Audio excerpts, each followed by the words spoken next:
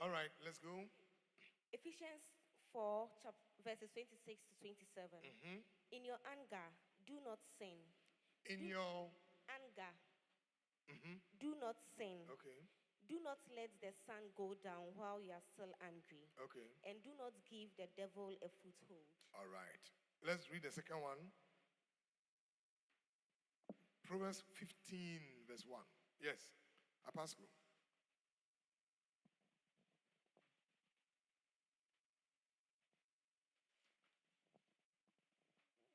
Daniel, we need more microphones. Proverbs 15, verse 1. A soft answer turns away wrath, but a harsh word stirs up anger. Amen. It says, a gentle answer turns away wrath, but a harsh word stirs up anger. Philippians 4, 6 to 7. Philippians 4, 6 and 7. Be careful for nothing, Okay.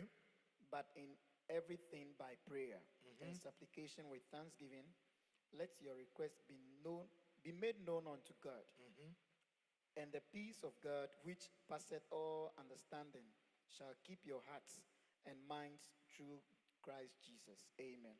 Amen. Let me read the last one, maybe then we can move on. Let's read Isaiah. Isaiah 41, verse 10. We preach about it, but there's an emotion. Isaiah 41, verse 10. Yes. Who is reading for us? Isaiah 41, verse 10. Late comments. Momra.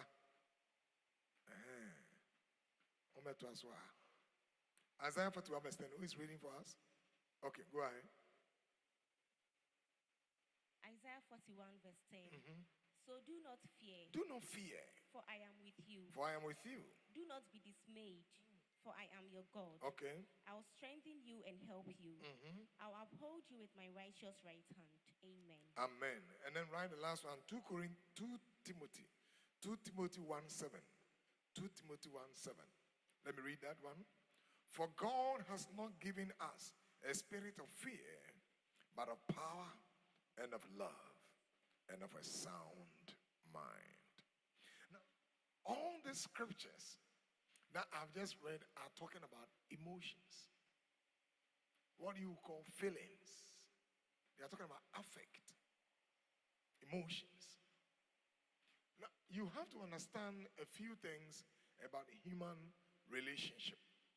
So first and foremost, I want to let you know that the Bible is not afraid of talking about emotions.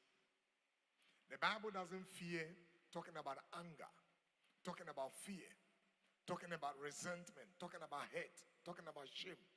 The Bible knows that human beings are made up of emotions, thoughts, and actions. Emotions, thoughts, and what? Actions. Human beings are made up of emotions, thoughts, and actions. Now, before we come to the presentation, I want to also remind you of the fact that in the Bible tells us about people who had problems, who experienced emotions as you and I experience. Okay? People had problems. They experienced emotions as you and I experience emotions. And if I want to just pick just one of such persons, for example, the story of Joseph. The story of Joseph. You know, Joseph, we are told in Genesis 37 that he was the most loved and favored of his brothers.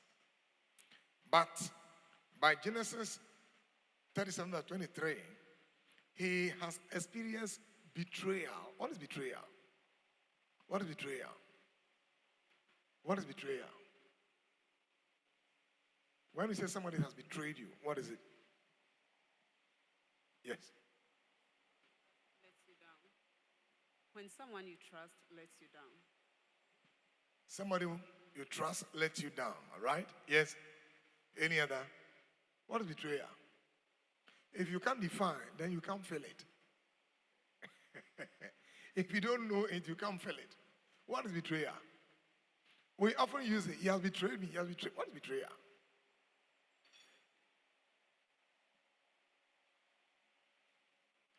Okay, so we talk about betrayal. I mean, like treachery or disloyal.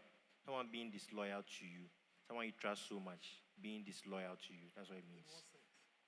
Because you put your trust in the person, and eventually the person does something. You confide in the person so much, and the person eventually disappointing you in a way. So that's what we talk about betrayal. All right. Good. So Joseph's brothers conspired. That's betrayal. Because a brother is supposed to protect another brother. A sister is supposed to protect another sister. But they betrayed him. They sold him. So Joseph experienced betrayal. The first emotion is that he experienced favor, enjoyment. Now, all of you like it when they are giving you the enjoyment. We like good emotions. But this evening, I'm not talking about good emotions. I'm talking about difficult emotions. Because that's where the problem is. So betrayal is there.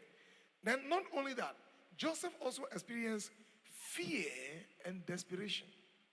Fear and desperation.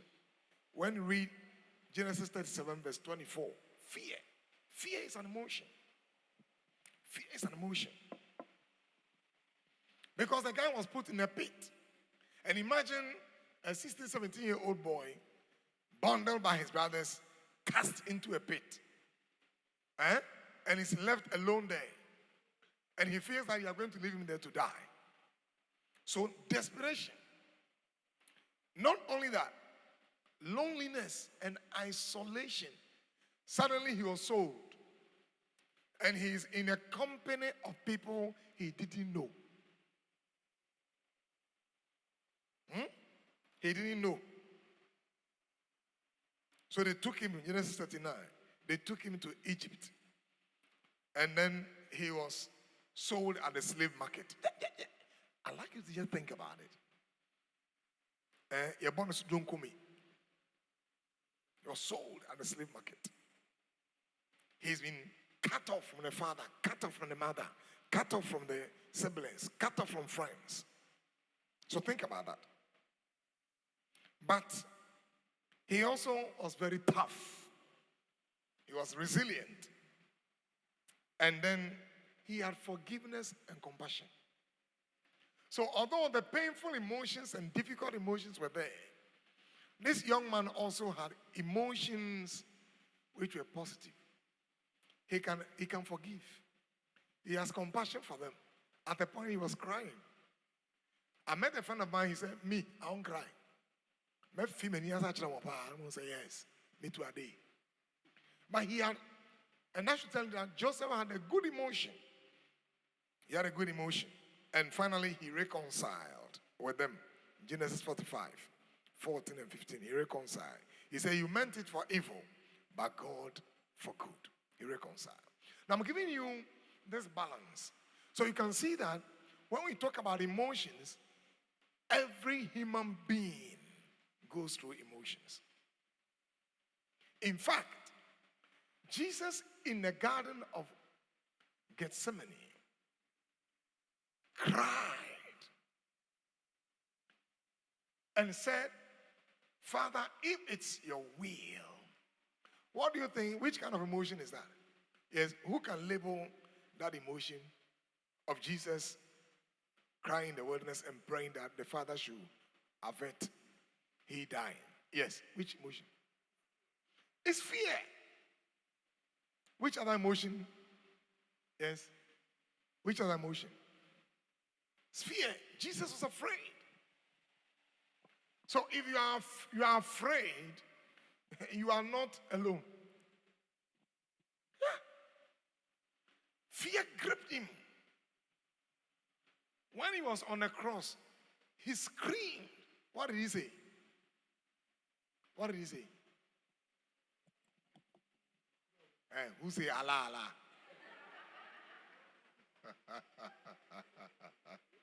Hey, you people. One day I'll bring a king here. Yes, what did he say? What did he say on the cross? No, say what he said. He's cutting the thing short. He said, Father, forgive. Start it before he said, Father, forgive them.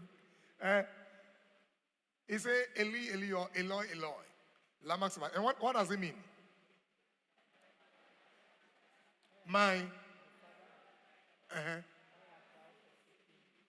So, what kind of emotion is that? How can you label that? Yes. Betrayal. Rejection. Abandonment. Good. Any other? So you see that you are now beginning to identify. Even Jesus felt abandoned. So when you feel abandoned, and you hear news, are you getting me? And you news, Jesus felt abandoned. Now, how about Elijah? Elijah has just beheaded about 400 prophets. Then a woman told him that, may the Lord so severely deal with me if I leave your head on. I will make sure you are decapitated. Then the guy ran away. When he ran away to a place, he started praying. I'm not better than my forefathers. Me, I'm tired. I want to die. What kind of emotion is that? Let's try to. What kind of emotion is that? How many of you have come to a place like that and you are talking like that? Okay. What kind of emotion is that?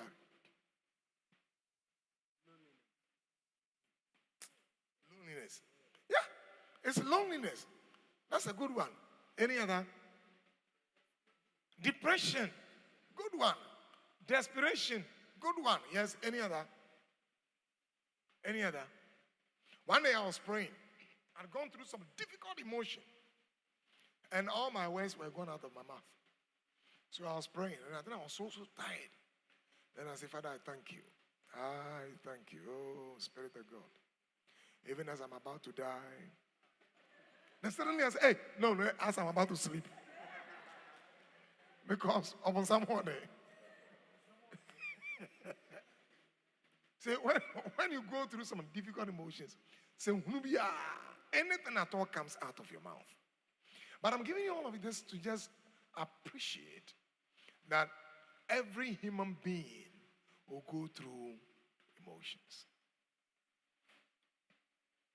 So the human experience involves emotions. The human experience involves emotions.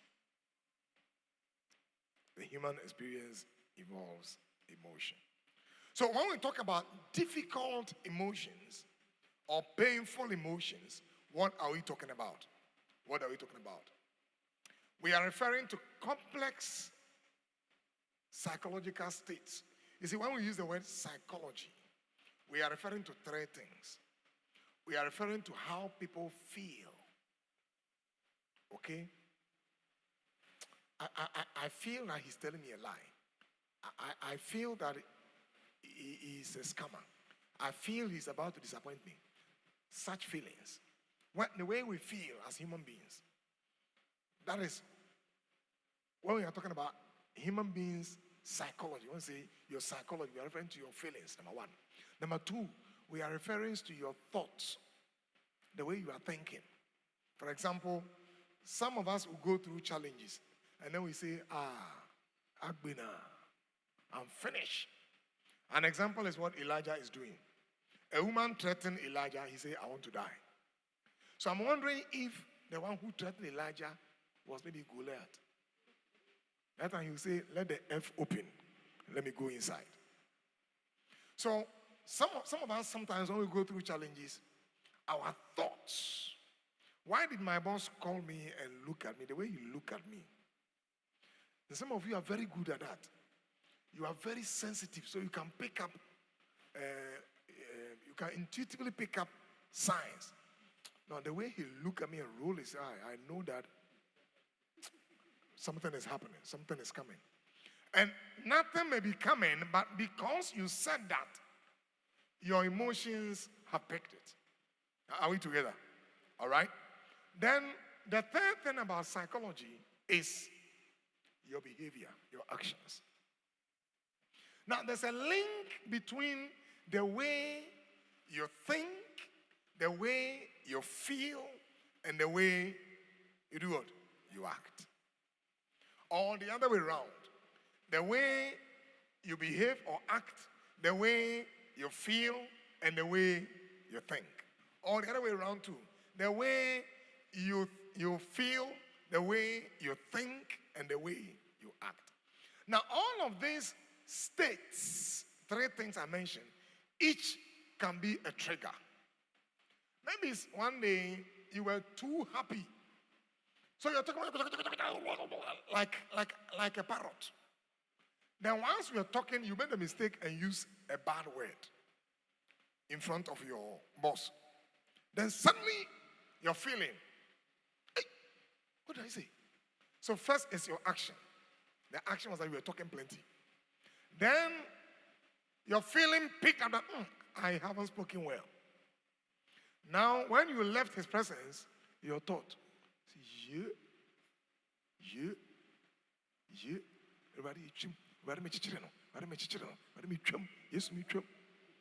now, fear, that is emotions. Fear is coming up.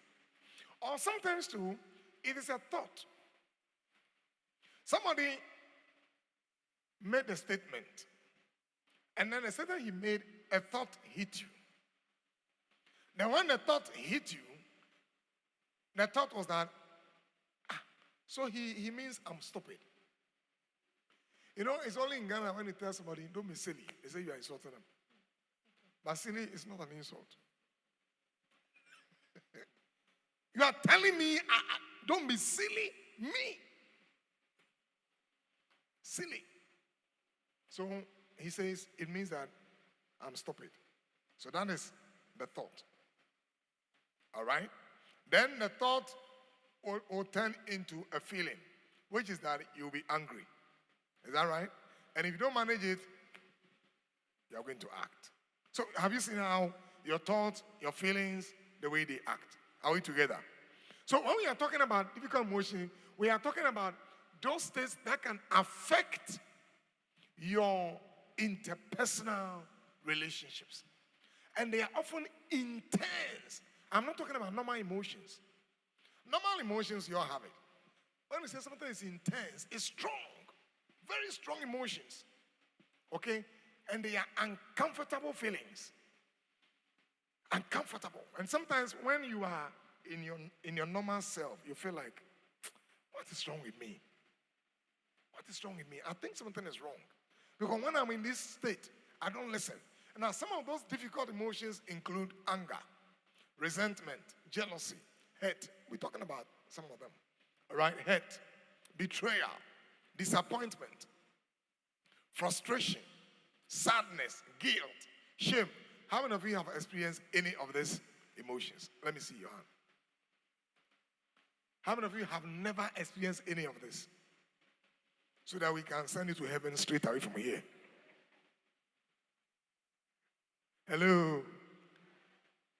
Disappointment, frustration, sadness, guilt, shame. Now, I'm going to categorize some of these emotions under 7 headings so that we can deal with them properly. Okay? So let's pick the first one. So let's pick the first category. The first category is anger and frustration. Now, frustration simply means that you are reaching a goal and something has blocked you. And that's frustration. Anger is an intense displeasure, some hostility, some kind of hatred. And when it comes, when I was a little boy, I was telling you when I was a little boy, when I get angry,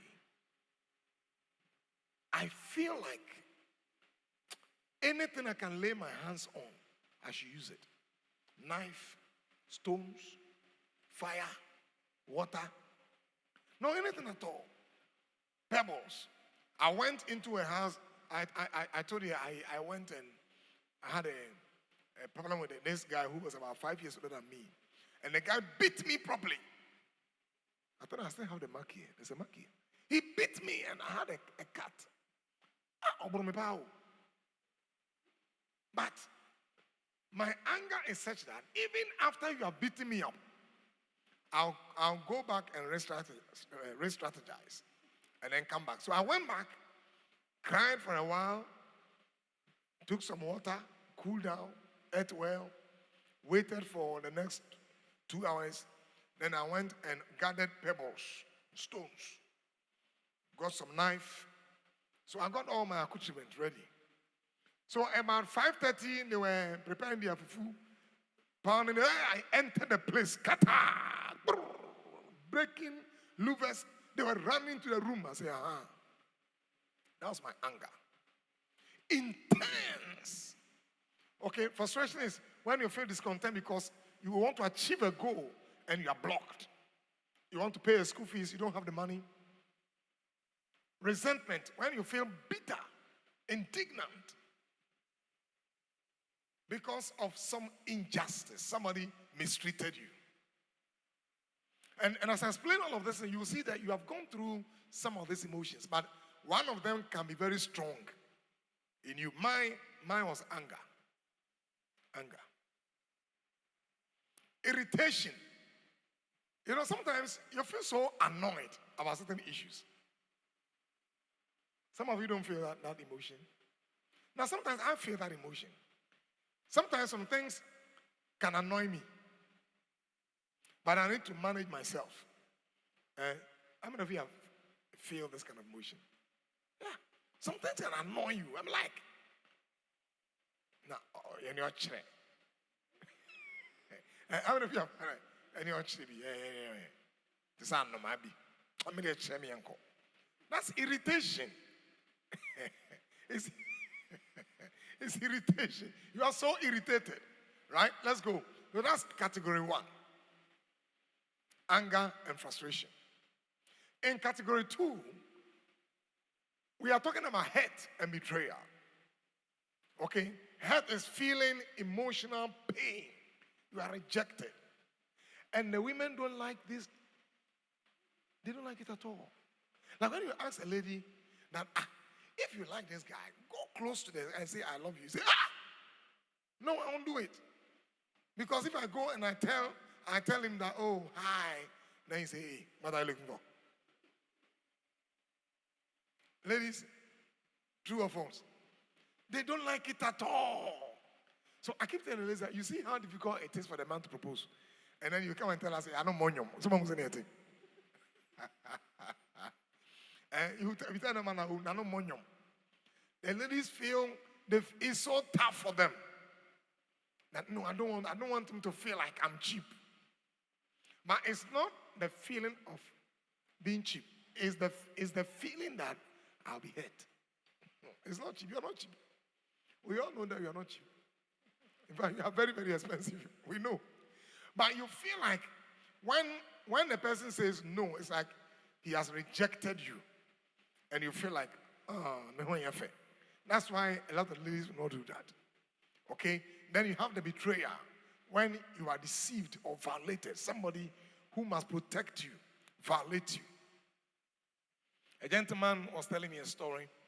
He introduced the girlfriend to his best friend. Oh, John, this is the lady I've been telling you. Then Uchian and Samana. No, Utin and Samana.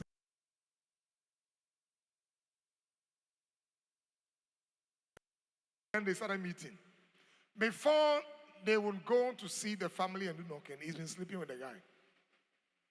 Now, when he discovered this, he said, I feel like going to cut his throat. That is betrayal to the higher. He feels so violated, so disappointed, so deceived. Then you have what you call disappointment, which is feeling sad or discontent because of some expectations. Expectations. You were so busy trying to fall in love. Then you fell in love. We in love now.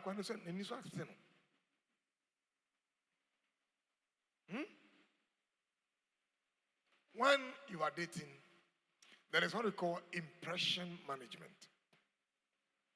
So all of you are, oh, hi. how are you?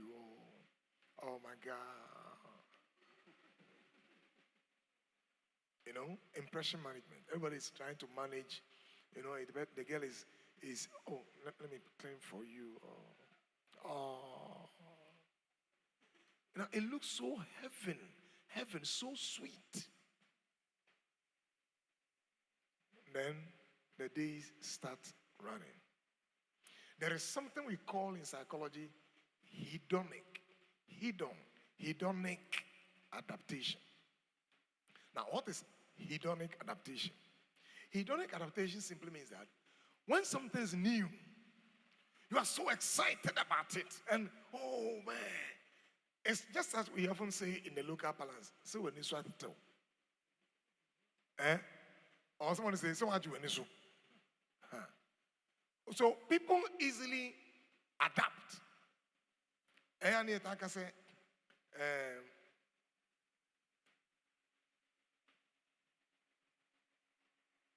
open temper. I say when you so, how I say we are now. What you when you so. So people will manage, and sometimes when I see people are dating, it's it's sweet. Enjoy while it lasts because it won't last. No, that's a fact. So just enjoy while it lasts. It lasts. Hi, hello, my queen, my king. Middle years, my moment of 1,000. What else? What else? Emperor. My empress. My only eye I used to walk in the darkness. Say, oh, it's all you in front of me.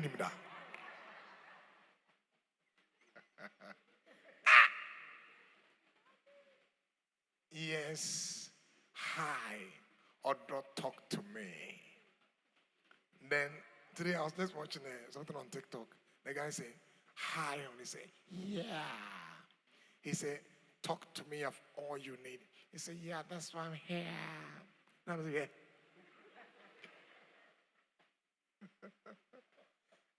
Those emotions are beautiful. They are sweet. How many of you are falling in love and then you feel like the whole night, when you wake up, it's as if you are dreaming, as if you are still on bed. So you want to dream quick. You want to sleep. So you go back. Then you cover your head with the pillow. Then you are trying to. How many of you have had that experience? They know what I'm talking about. If you haven't had it, my dear, you haven't. Lois. Lois is asking, how does it feel? Lois, you will get today. And today you will get one before you leave here. It's so beautiful, so sweet. But it's hedonic adaptation. The next couple of but nothing. Then the reality sets in. Then you have what we call heartbreaks. Okay, this feeling intense emotional pain or grief. You are there, the guy just called you. Oh, Adrian, I felt like, and I often say that people are using your heart like accordion. Accordion. Even accordion. So when they love you, oh, Adrian love you, Adrian love you, whoa, whoa, whoa, whoa, Adrian love you, whoa, whoa, whoa, whoa, whoa, love you. Accordion. Then suddenly something happened. I don't love you, I don't love you, I don't love you. And when you are bringing it back, you can see that it doesn't open up again. People are making your heart like accordion. They tell you like accordion. So heartbreaks are very common among women, but it doesn't mean men don't get heartbreaks. When a man gets heartbreaks, it can be dangerous. In fact, in their heartbreaks, they can kill, they can harm, they can even hurt themselves. When a man's heart broken, it's not good at all. But women often have heartbreaks, and you feel these intense emotions about yourself, how you handle the whole thing, how the person handle you, and you wonder, you can't let it go. What is happening to me? That is category 2. Let's go to category 3. In category 3, we have fear and anxiety. Fear and anxiety. Where you feel anxious, that's fear. About the future, about the relationship. And sometimes you are thinking about, hello, where are you? Especially when the men are insecure. Hello, honey, I heard a voice behind. Who is that? Oh, I thought that you were with one of your friends. Because he heard a male's voice. The man is afraid. Anxiety is you are uneasy, you feel worried. Insecurity, and this one, sometimes women can feel it very much. Feeling uncertain or unstable. And when a man feels insecure, that's when he begins to manipulate you. Where are you? Oh, can I have your phone? Those of you who all the time, as soon as your partner comes, oh, can I use your phone to take a picture? It's a lie. You want to see something on. That's what you want to see something there. You want to see something there. Right? Jealousy. I've done, is it jealousy I did the presentation on? Envy. Envy and jealousy. Yes. I have done, I think check where the site is so that you can share it with them. I've done a recording on envy and jealousy. I think all of you should go and listen to it. Just go and listen to envy and jealousy. And I've done a recording too on arrogance and pride. Please, Priscilla will put it out there for you too. Just go and listen to it. Okay, so that is fear and anxiety. And these emotions can be very present in somebody who is insecure. When somebody is insecure in a relationship, these 4 emotions are there. So anytime somebody is anxious, somebody is afraid, somebody is jealous, there is some sense of insecurity there. And what is insecurity? Insecurity is that kind of uncertainty. You don't know whether, am I the one he's going to marry? Is he going to be with me? Is he really, did he say he loves me? Is it true? I think that there's somebody there. I'm not too sure. You can even dream about it. In fact, as part of this sessions, next I'll be talking about dreams. And how some of you will dream dreams and they think that God is talking to you. It's not God. I'm telling you. It's your emotions. When your emotions are intense, I'll show you how your emotions can make you dream. And you can dream demons harassing and chasing you because you have very unstable emotions. And when your emotions are bad all the time, you are opening up gates to evil manipulations as well. Right? Let's go to category 4. And that one, category 4, is sadness and loss. When you are mourning over something, okay, feeling sorrow or grief, loneliness, you feel disconnected, you know. This intense emotional pain due to a loss. Then this melancholic feeling, you're feeling introspective, you are sorrowful, you are thinking about your past. Sometimes your past can capture your moment. And then you are deeply buried in your past because you are reflecting on some mistakes you made. That's melancholy. And if you're not very careful, it can hold you down because you're not opening up for new things. The thing holds you. You are wondering, why did I do that? Why did I do this? But listen carefully to this. If you don't learn that the human experience involves mistakes and it involves lessons, and number 3, it involves growth. 3 things. Number 1 is what? Number 2 is what?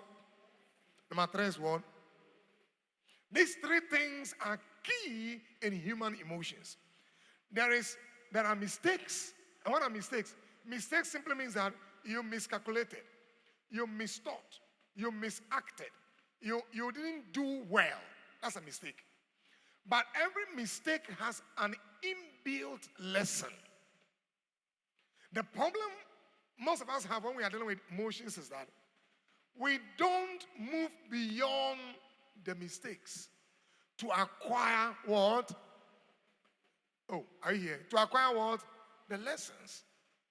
So the lessons, also after you have, grieved over the issue, the next 2 weeks, and if your grieving is normal, in 14 days, you should be getting better. And then you start entering the next phase, which is the lesson. What was I doing wrong? If you can ask a friend, do you think that I was really acting well? What are the things I should work on? So that's the lesson. But the lesson must not end there. The lesson must be integrated. The word is assimilated. It must be assimilated into your new thinking, your new consciousness, your new way of behavior. Then growth occurs. So what is growth? Growth simply means that you have moved from one stage to the other. So the next time you are in another relationship, you are sure you are not repeating the same mistakes. Are we together? So don't forget these three things in every human interactional and interpersonal relationship. Number one is what? Number two is what? And number three is what? Now, the fourth one and the final one I'm going to tell you. The fourth one is that when the growth has happened, you must maintain it. So call it maintenance. When the growth has happened, maintain the growth. So what is the lesson you learn from this particular one? Maybe the lesson is that the way I easily get angry, let me use myself. I have to work on it. So I think the last time I shared my experience with you.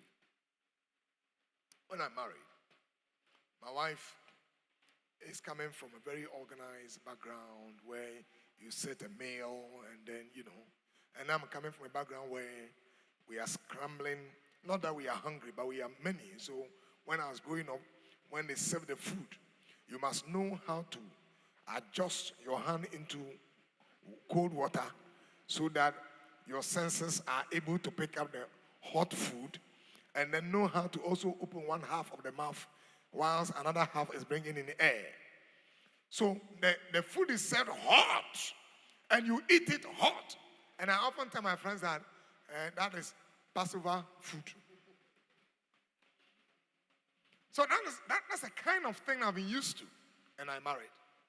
My wife wants to serve the food, and once she was preparing the meal, I'll go there and say, it's nice, but now I'll take, a mussel. Very nice. Then I'll take a bit of the stew.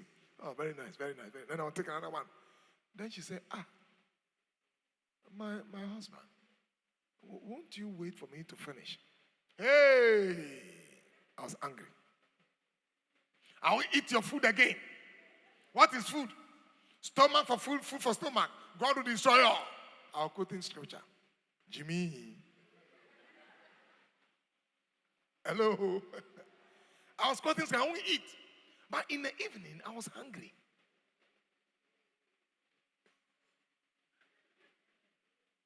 I'll eat your food. I'll eat your food.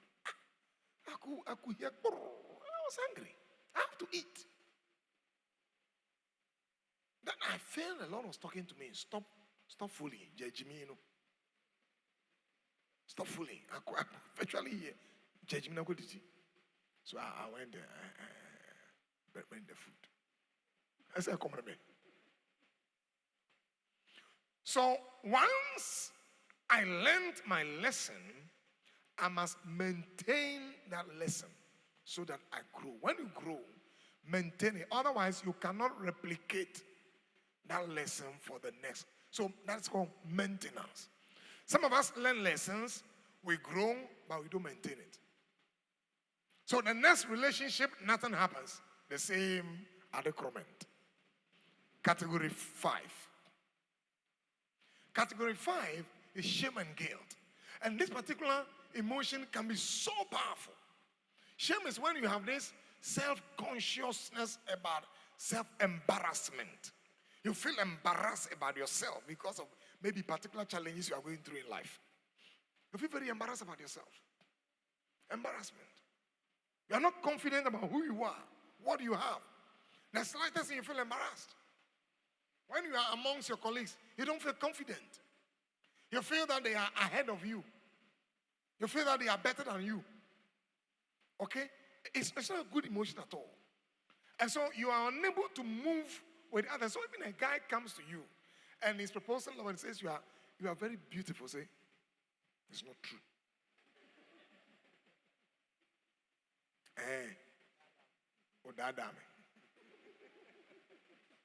Are you sure? So you're so beautiful. Which part of my body? And that is the worst. And look, all the guys here never mention it. Because you don't know that part you're going to mention may be the part she doesn't want to hear at all. Interestingly. So when I look at your nose, hey, stay there. Stay there. Because maybe she doesn't like the nose. Acrobato says that, Acrobato, who knows tomorrow? He doesn't like the nose. Shame is that self-consciousness. You are too conscious about yourself. Accept yourself. And when I get there, I'll be talking about learn to embrace who you are. God made all of us different. Hello? Hello? When I was growing up, they told me that my legs are cha-cha. Then one of my teachers said that, look, that's why I was a great footballer. When I played football, yeah. Bro. You know? No, I played football to the regional level. My brothers wanted me to go and be a footballer. I'm telling you. But I was quite scholarly. I wanted to go to school. But when I moved here, you know. So I just encouraged myself that, look, my legs are like that so I can play ball. But I played football very well. Then somebody told me that, me, the way my head looks, my head is some opia.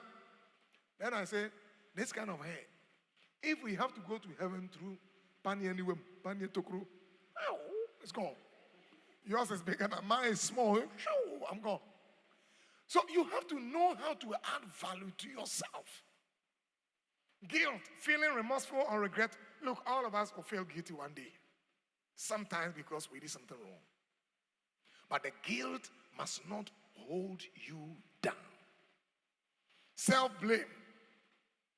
Self-condemnation. Feeling responsible for negative outcomes. Sometimes you are not responsible. If I hadn't done this, if I hadn't done that, you are killing yourself. You are dating somebody and the person said, I want to go. And the person is gone.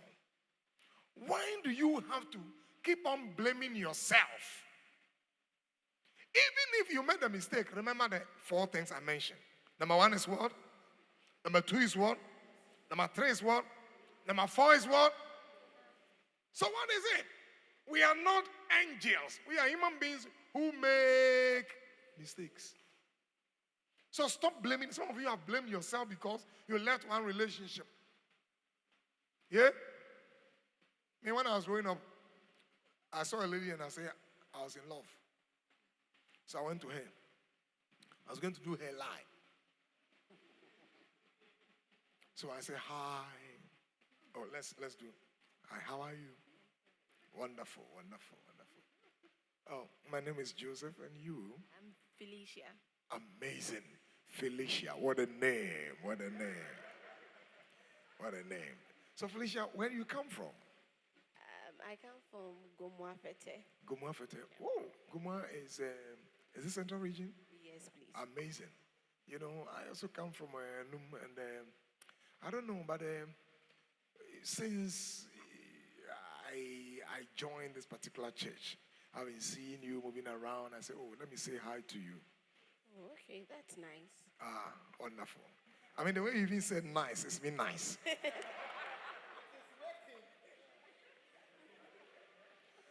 My yobwa, my boss of pine and a wire. Oh, when I told her that, oh, so Felicia, so I am thinking of, we getting closer, and then we get to know each other a little bit, and you know what I'm talking about, yeah. I kind of, but can you explain it further, Oh, feeling so hard, eh?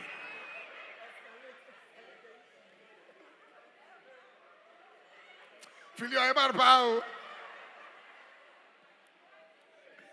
So when I told her that, oh, my thinking is I want to marry her, she said, oh. And when the woman said, oh, you know some proposals, when you make it, a lady will be quiet a little bit and say, okay. And when they smile small, you know that there's a light there. You know that, like, he can't give an answer that day, but you know that as she goes, she'll be thinking about it. But when I say, oh, so they all came to me like a bullet. Oh, did I make a mistake? He said, oh, I'll come and meet you. I'll come. I said, okay, maybe. She came in and gave me the answer the next day. Bang! But I had learned my lessons that a proposal to a woman is like any business proposal. If I am bringing a proposal to you, and the company says, this proposal, I can't manage it, I'll take my proposal. I'll go here.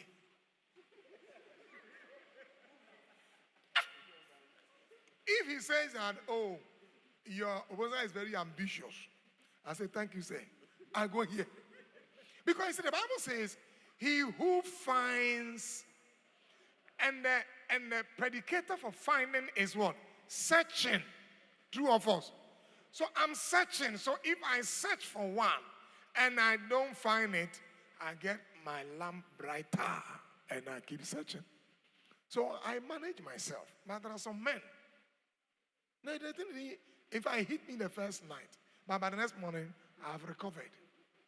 So receive recovery instincts. All right? So don't blame yourself. She said, no. I mean, what is it? Look, you can't marry everybody in this earth. You can't marry every one of us will marry one person. If we live until we all die, bye-bye, one person. So if somebody says that he says no to you, don't feel looked down upon. It's normal. The proposal didn't work. I am a researcher. I write proposal for funding.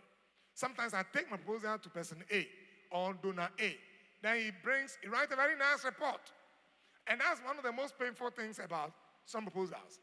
When the person will come to you and say, oh, hello. So Felicia, talk to me. Tell me something good. And then when you are finishing, say that, but. So tell me something good. I say, my catch maybe now, but my answer. But I won't pay. So we're in a fine. So Philly, let's go. Oh, yeah. That's so nice. I mean, like, I'm blessed to have you think about me. But you didn't come early. Huh? That is the most painful thing about relationship. You know, when the person starts off by whipping it's like, oh, it's going to work. And it's, oh, but. Say, oh. So that's why people blame themselves. And they regret, feeling sorry for past choices. Listen, if you don't have a past, you cannot have a future. All of us should have a past. A past of what?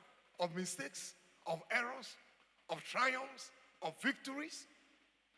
But remember that it is the past that processes the lessons we need for today and tomorrow. So when you have a past, don't turn your past into something evil in your life. Let me tell you, I've met people who have very horrible past. But in terms of how they manage themselves now, they are 10,000 times better than those who have never had horrible past. I'm telling you. When somebody has a learning mind, nothing comes as a surprise.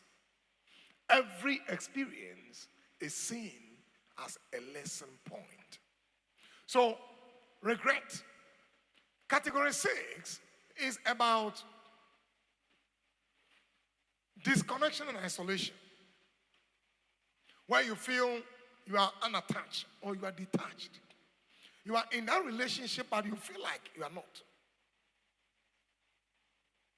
The relationship doesn't have life. I say, when you know, hello, hi, hello, hi. There's no life. Hey, Abasco. Sorry, I was really suspect too. Again, suspect too. I say, hello, hi. Oh, I'm just passing by. I hope you are fine. Yes. Monosyllabic conversations. Short. Hello, hi. How's your day? Fine. How's yesterday? Nice. Have you eaten? Yes. Which food? Fufu. Which meat? Goat. I mean, are you going to work tomorrow? Yes. Me too, I'll go. Okay. Are you closing early? No. I'll close early. Okay. This is like a conversation that is only from one side to the other. The other person is not interested. He's not participating. Then isolation, feeling alone, disconnected, abandonment, feeling rejected and deserted. Rejection. Oh, this one is not a good one. I don't feel rejected. Let's pick category 7. And that is confusion and uncertainty. When you feel uncertain or unclear. So what are we doing? What are we doing? No, Adjoa, what are we doing? Felicia, we've been dating for 2 years now. I want us to know, what are we doing? Is that how we did? We did for what? We are there. But we are there. And oftentimes it's the ladies who are prepared. The men don't appear very prepared. So when you are prepared, you say, oh, let's take it to the next level. You say, which level? So which level are we now? One of the guys, the lady was telling me, very annoying. He asked him, so, sweetheart, when are we moving our thing to the next level? He said, but which level are we now? He said again that we haven't even started anything. We are not on any level yet. Talk less about moving to the next level. All right? Uncertainty, feeling unsure, ambivalence. And sometimes you feel like, is this person or that person? And that happens a lot when you are not very secure in the choice. So you come to church and then you meet a lady singing. And the way she's singing, say, my father, I made a mistake. Lord, hold my heart and let me lay aside the burden that so easily beset me. Let me run this new race with confidence. You are praying because you saw a lady singing. You are very ambivalent. Then the end results are there's indecision. And indecision can be a big problem for the guys. Who are you picking? Some of you will get to the point where you are doing C, nanako, tractor, bonku to tra, e mami, e pape, e boom. The fire, you don't like the person. So you saw that no. You continue fire. That's how you are. Is that how to make a choice? And the guys, the indecision. Now, all the guys here with indecision, let me give you two things.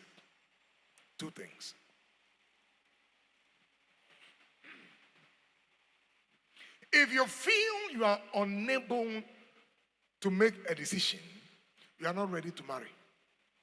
That's the first thing. So if you cannot settle on one person, please retreat. Go back and ask yourself, am I really ready to marry? Because marriage is about choices. Whether you like it or not, you are forced to make a choice. That's the first thing.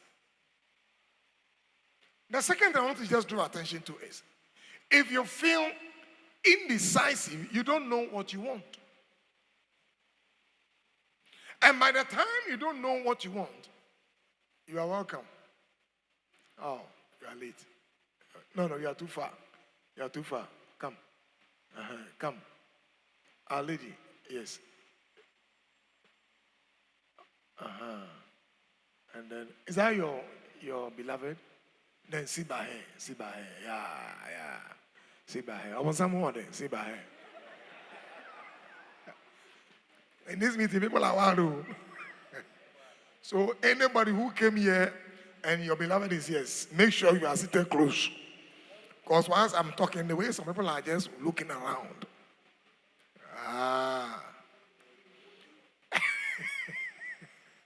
So I said the first one is what? If you can't make a decision, you are not ready for what?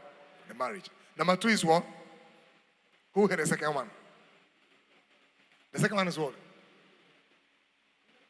You don't know what you want. And if you don't know what you want, don't go and worry anybody. Don't go and worry. You came to Felicia. Oh, Felicia, yesterday I was praying. And then as I prayed, the Spirit of God entered my room. Then I saw the glory of God. And it was gathering momentum at the left side of the room. Then he walked to me and I heard the voice. He said, "Son of man." I said, "Father, I'm here." He said, "There's a lady in church. Her name is Felicia." Are you called Felicia? Oh, Felicia, the Lord is with you. Felicia, I am standing here as a man of God to put it to you that according to God's word, you, Felicia, you are my wife. And some will do that. They propose with threats. Some propose with prophetic decrees. Then they say, God has said it. Which God? Say that I love you. It's simple. Felicia, I know I've seen you. I just love you. I want to marry you. Stop saying that. Makion, I saw Makion holding you and I. And he was holding in Tampehama. And the way he was chichering our hands.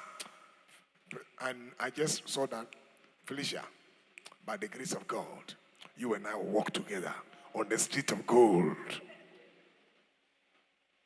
Indecision. A lot of the guys are indecisive. The third thing I've seen about guys when they become indecisive is what they are looking for. The last time I told you that there are what we call endurable qualities and unendurable or enduring qualities. So what are the enduring qualities? I told you 3 things. Let me see those of you who have been here who can mention the 3 things. I said when you see these 3 things in a woman or a man, go for the person. Yes. Who recalls? Let me see whether my students are here. None of you. Ha! I said 3 things. Number 1, yes. Put your hands together for her.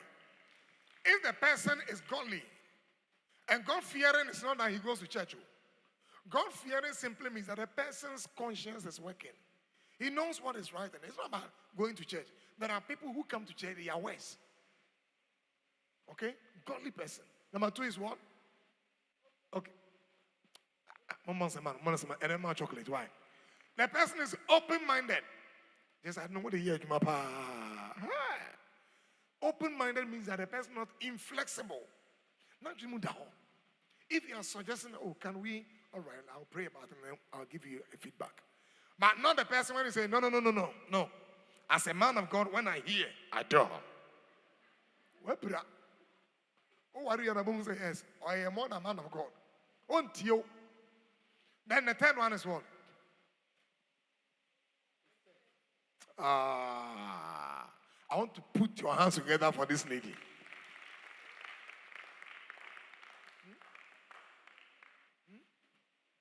Respect. When somebody respects you, you respect each other. Respect each other. So he respects you. Not the person who will come and be talking to you. Blah, blah, blah, blah, blah, blah, blah, blah, blah. So watch all of those things. If you don't like, you don't like. The person comes and is talking to you anyhow. And now, members how? I'm friend that I have now. Members me uncle.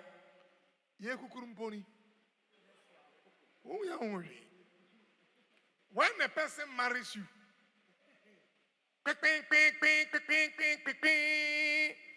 your mama come to can of respect. These three things. Let's go. Let's go. Are we picking some things? Now, some emotions can affect relationships. I want to just isolate some of them quickly. Let's go. One is jealousy. Jealousy. Make the correction. Jealousy. Now, jealousy is a serious emotion. And when you look at the studies, jealousy can break so many things. It is often characterized by a response to perceived threats. When you feel afraid, some people enter into relationship and you can't even greet their partners. When you say hello, they're not kind. What did he say? Jealousy. Intense jealousy. Okay? Where research shows that jealousy can manifest in various forms. One is emotional abuse. I want to go here. No, you are not going. You are not going. And especially when they call themselves prophets, you are in trouble. Because I saw in the spirit. I saw. One lady told me, said, Daddy, so when will the spirit allow me to live my life? Please listen carefully. God respects human freedom. The last time I did signs that a partner can be abusive here. One of the signs is when the person is domineering, dogmatic, demeaning, and what? And what? Disrespectful. These 4 D's. When you see that, please run. Okay? He said, I saw. So when will you be free? What kind of seeing is this? God wants you to be free. So jealousy, when there's emotional abuse, you can't move. All right? And then when there is controlling behaviors, and sometimes they will gaslight you. When you feel someone say, no, don't feel that way. No, that feeling is not, no, that's not a feeling. It's denying your own feelings of reality. And some of you have your emotions so confused. In fact, research shows that it can undermine satisfaction and stability in a relationship. When you are in such a relationship where the guy is very controlling, now going, and now did they? Amen.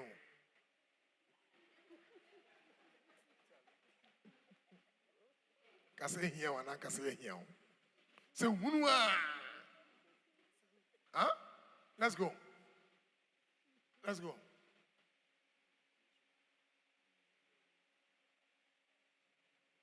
Let's go. It can lead to communication problems and conflict. Let's go. Let me pick the second one. And this is another emotion that can destroy relationship. Anxiety. Anxiety. Hi. Anxiety, especially in romantic relationship. So if you are very high, you are so anxious. Where are you? I call you. I didn't get you. You are so anxious. You may have attachment problems.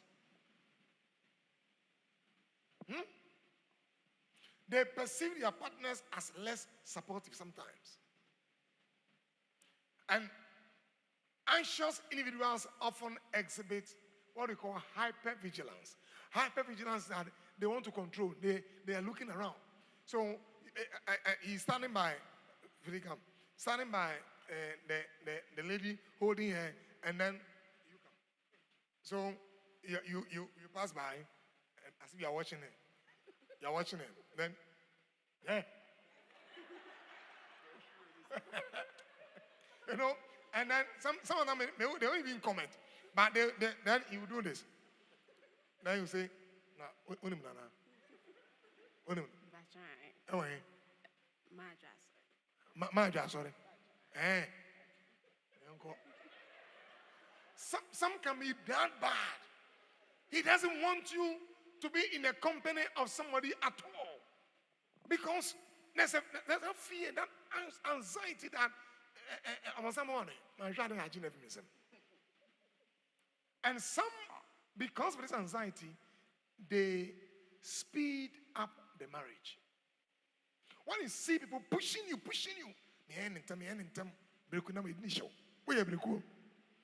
are you a breku?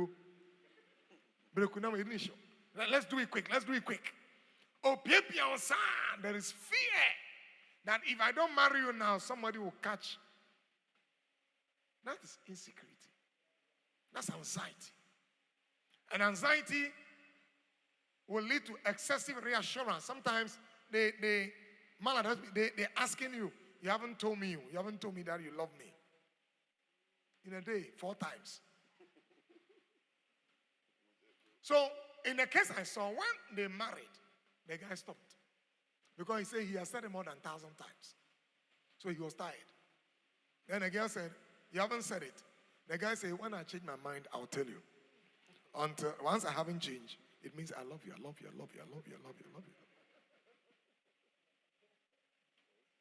It can strain the relation. Let's go to the third one. This one, attachment. Now, if you are very extremely dependent and you are so attached to others, attachment simply means bonding. You see, when we are born, we bond with our parent. All right? And those who have studied attachment says that the way you were raised by your parent can make you develop attachment problems. If you were left and you have to cry before your mother came for you, psychologists are saying that as you grow, it affects you. And it affects your adult bonding behaviors. If you are a type, you cried and your mother never came. So, as a child, you began managing yourself small. Is it that you were sucking your finger or you are looking around because pamba? So, as you grow or you grew, that is assimilated into your adult behavior. So, they don't feel anything. They did the corner. And then you have some who are craving, they are just completely, looking for the attachment, or they withdraw because they realize that as they grew, they didn't get anybody. So they often withdraw from others. They don't want it. And if you're the woman, you will chase after him. 1 hour, because see, let's do this. Let's do that.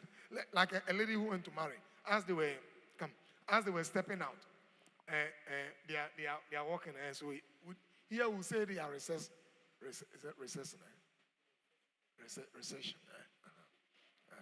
So as they were doing the recession, then the guy looked at me and said, so what you going to do?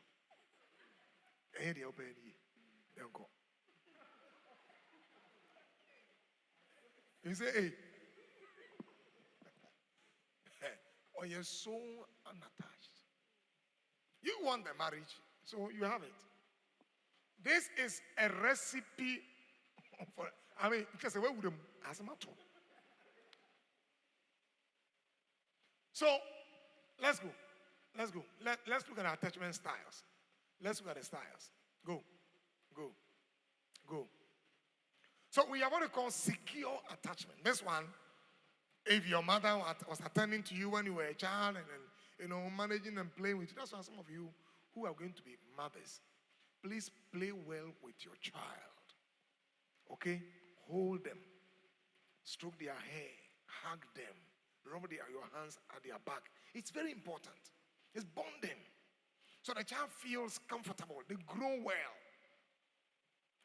I'm all the time, when I get to this space, I recall my father. My father was like that.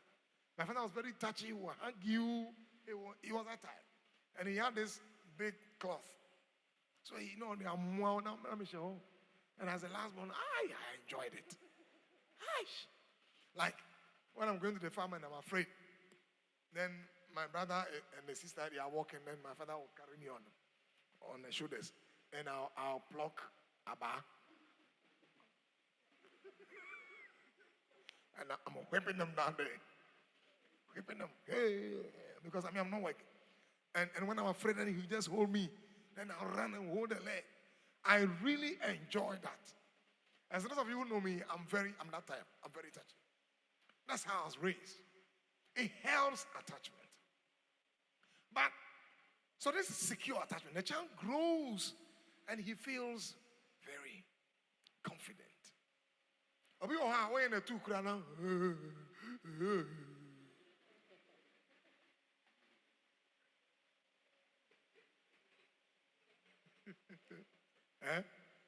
Oh, hello. And that's for the men under the pretext that they are spiritual. Hello there. Hello. Hey. Only feelings be you. Or you're dry. Elijah come find a home. Oh, hello. I've missed you. Hello. I'm better than one canoe. God, one canoe. And yet, it's sinful. Then they will quote the scripture, petrol and fire. You will marry, and we'll see whether petrol and fire. You need to know how to, maybe I'll teach you that some other time, how to manage boundaries, but also be very all-encompassing. Enjoy human emotions. And know where you shouldn't step beyond. Very important. So, secure attachment. Second one is let's go second one. Anxious, ambivalent attachment. The person is between anxiety and ambivalent. And these adults, they have a pattern of relational anxiety. They may be insecure about the other's commitment. They feel like, I don't think the other person is very committed. And they are very possessive. Very controlling. Very, very controlling. And if you have such emotions, your marriage will suffer. Yeah. Because nobody wants to be controlled that way. After a while, the other partner doesn't want it. It's too much. When you marry, you are responsible to each other, but one person is not your boss and the other is subordinate. It's a shared responsibility.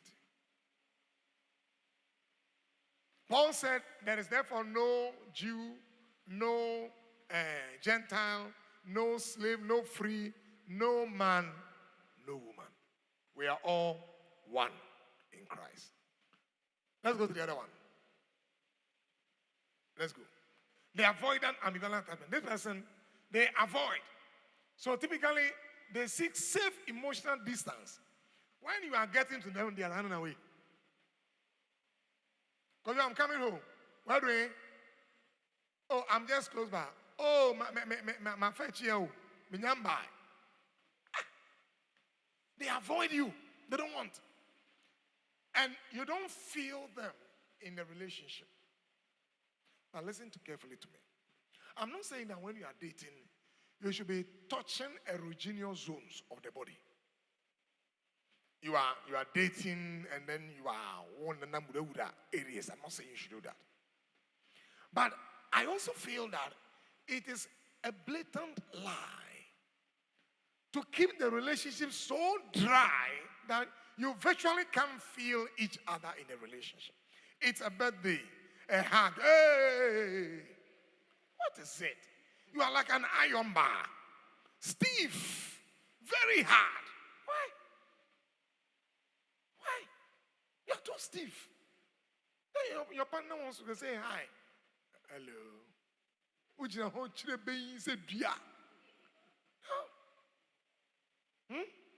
Let's go. Let's go. Let me address. Let's go. You will read all of this. Let's go. Let's go.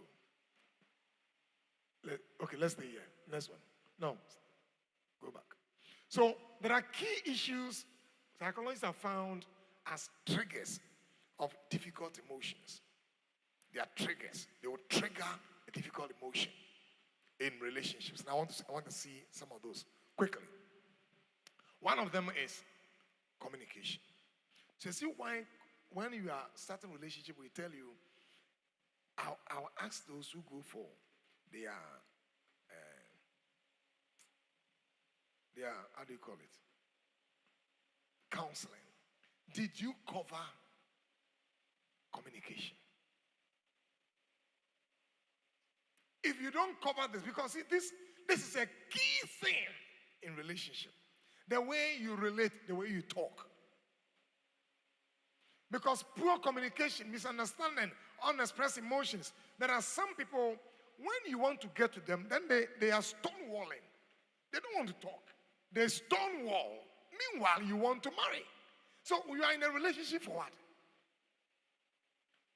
When you ask them a question, what is happening? But you are in a relationship. You have stonewalled. Communication is a trigger of difficulty. Then the other partner doesn't know what to do again because there is a stone, there's a wall. And it can lead to feelings of frustration and anger. And I've seen people saying that, I do be saying, when you are not intimidated, I want to move on.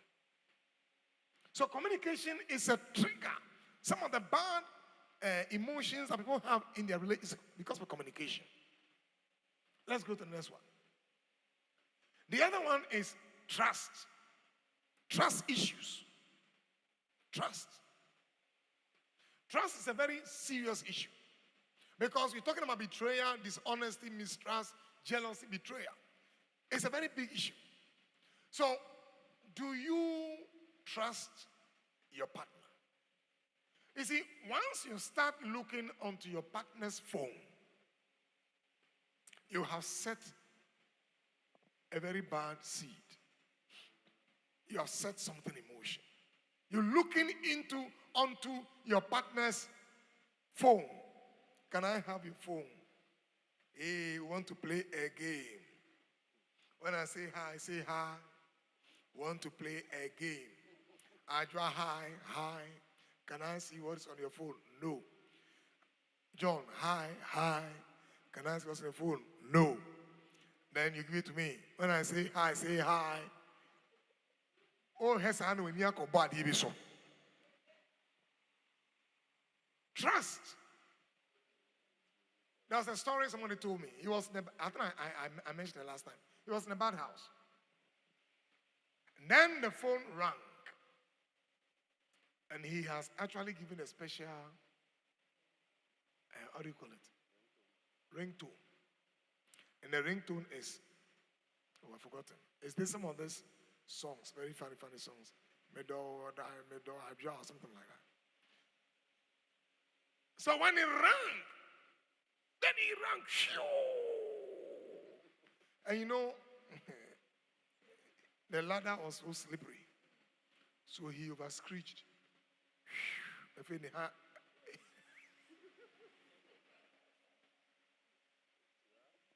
Trust issues. You are dating and you have proposed. Why are you beginning to look at another lady? The gentleman. Why? The lady. If you don't know that ladies are cheating now, they call them side cocks.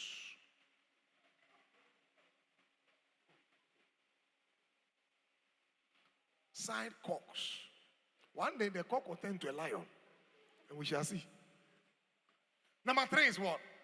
Number 3 is intimacy and emotional disconnection. There's no emotion in the relationship. No emotion. It's so hard. The relationship is so hard. Very hard. Barry. So they are very lack of emotional support, intimacy, connection. Barry. I know that we are all Pentecostals. Sometimes I feel we are dishonest with our emotions. We are dishonest. What is wrong in giving your partner a hug?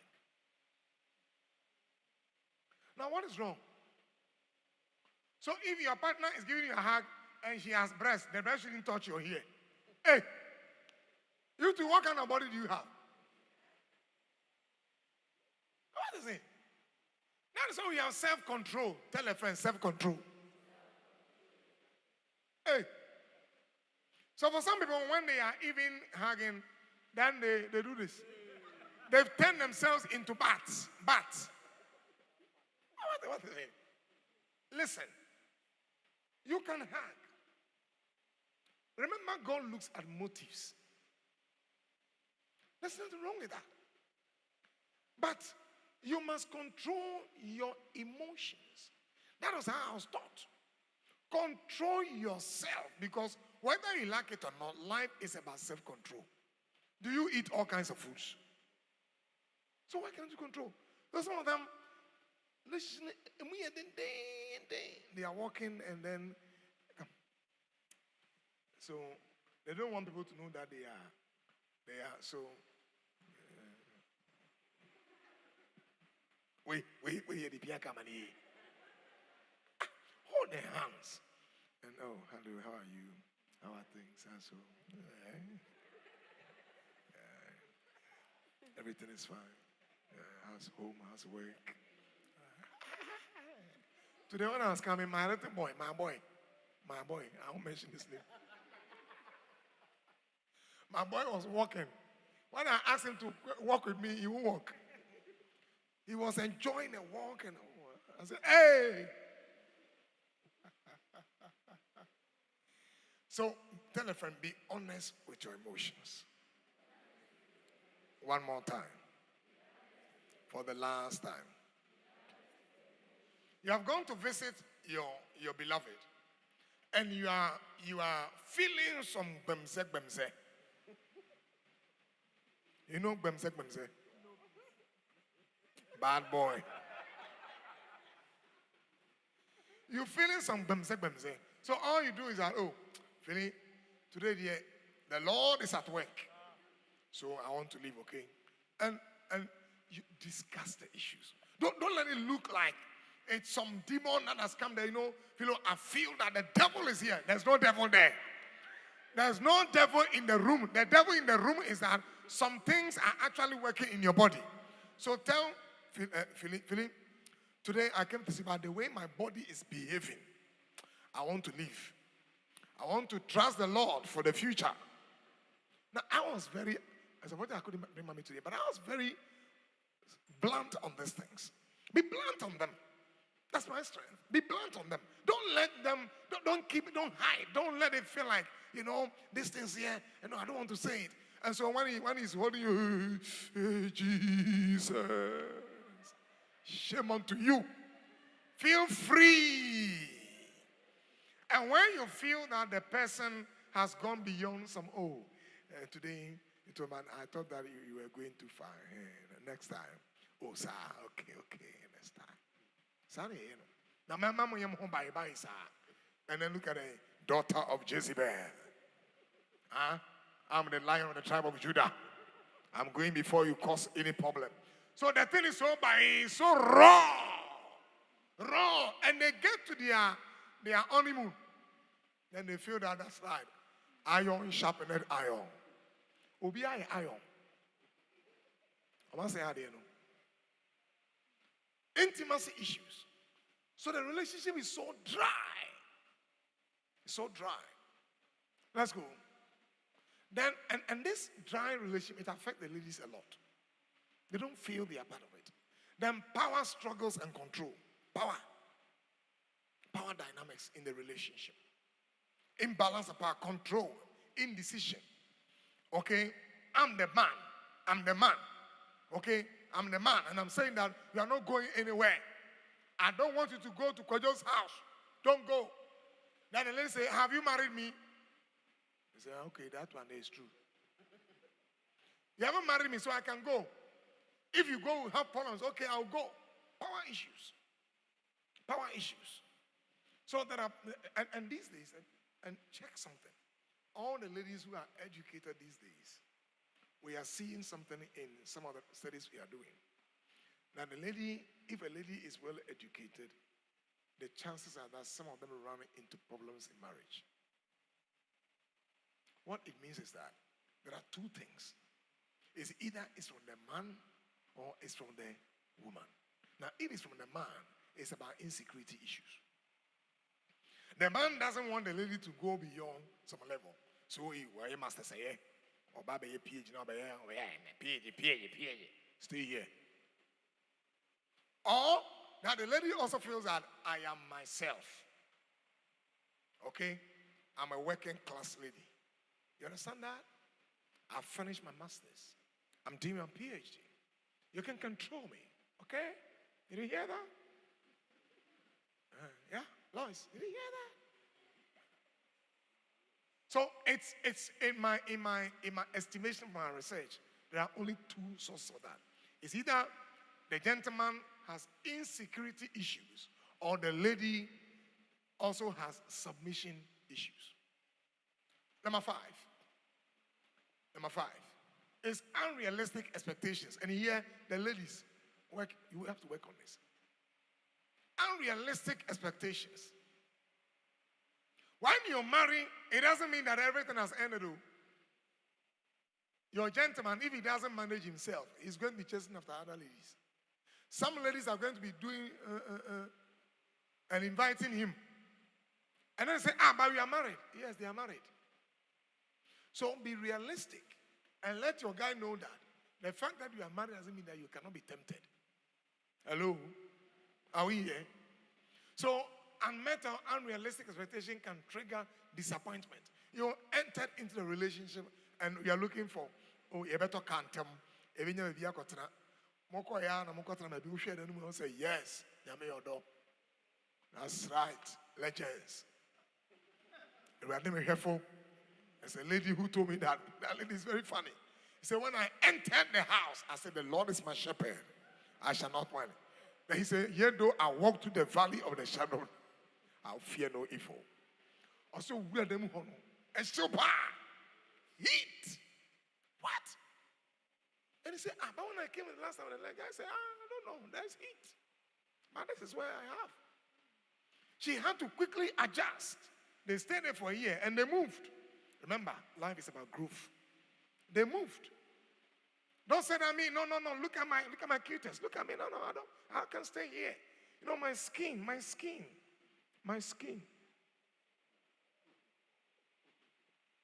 No, the time we are taking Uber. Let's buy a car. Your guy can buy a car. Okay? Somebody is dating your friend. He has a car. God has blessed him. Let him have the car. But your man doesn't have a car. Relax. Hey, me, I know how to walk my wife. No car. The Nitra Street. The Nikabia. We attend weddings of our friends. And when we are coming, we are looking for a car. Then I'll look for my friend and say, oh, Charlie, there they go. So, and they go and say, oh, my lift. Then I jump into the car. You know who?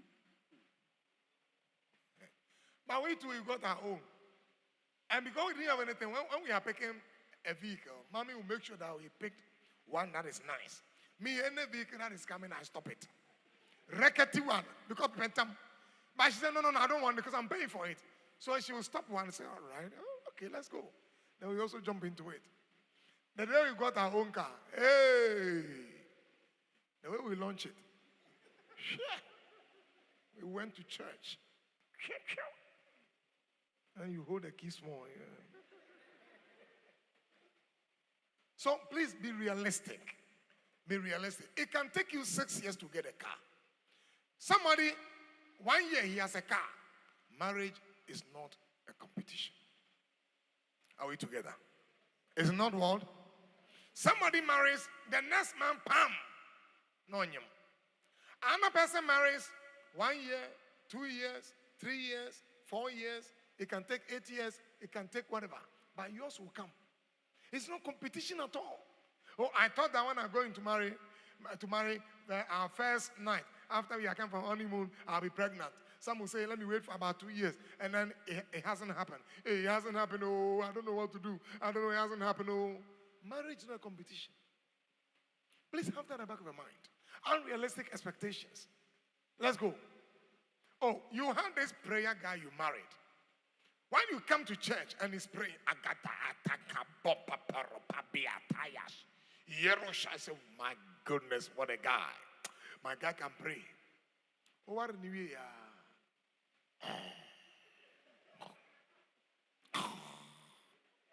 Hello? Hello, let's pray. Pray. Hey! Makusi, when you used to pray, like somebody told me, he said, the man told her, if I hadn't done that, I know you wouldn't have married me. I used that to convince you. That's how I got you. That's what he told her. That's how I got you. Because I realized that you love people who were praying. So I came. And then when you are doing deliverance, I'll stand there. Come on, get out, get out.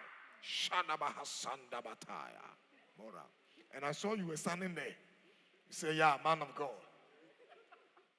Or they are children. Lack of empathy and validation. You don't have feelings for, and I'm not talking about sexual feeling. I'm talking about empathy, compassion. It's not there. Let's go. Let's go. Unresolved conflicts. Unresolved conflict. Please, when you are in a relationship and there are conflict, don't sweep it under the carpet. Huh? And when you have addressed the issue, allow the other partner to heal before you get back. And so now that everything is fine, are we back? Take your time. Everyone in the way they process issues. Some people are sanguine. So, oh, I'm sorry, they are okay. Some are melancholia or melancholic. When you say you are okay, she's now going to take her time, analyze your facial contours, the way you said the sorry, the mouth, the way you said it. When you were saying it, whether you were looking at her face or you were looking down, then she will come back and say, well, you said sorry, but I didn't feel it. I didn't feel it. I don't think it was genuine. Melancholics are philosophers of life. They can tell you how you feel. In fact, they can tell whether Jesus is standing behind you or the devil. Melancholics. So make time for them. That's how they are. They are feelers. They are feelers. Unresolved conflict. Let's go. Then differences in values and goals. Incompatibilities. And I was just checking some data on marriages that are breaking in Ghana. And that particular word, incompatibility, is one of the major contributors. We just noticed that we are incompatible. Incompatible in goals, in thoughts. Let's go. Differences. Let's go. Lack of independence and autonomy over dependence. Hello.